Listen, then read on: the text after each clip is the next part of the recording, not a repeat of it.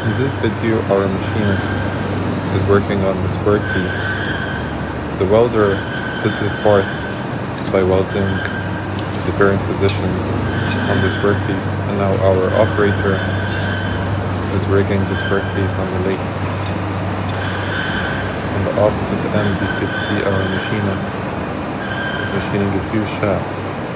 This shaft measures 10 meters in length, and he's welding and turning the bearing position. He's using the dial indicator to make sure the job is centered before it starts machining. He's tightening the job to make sure the workpiece is secure. We are always working on something new in our factory. For a glimpse into our daily operations, feel free to follow us.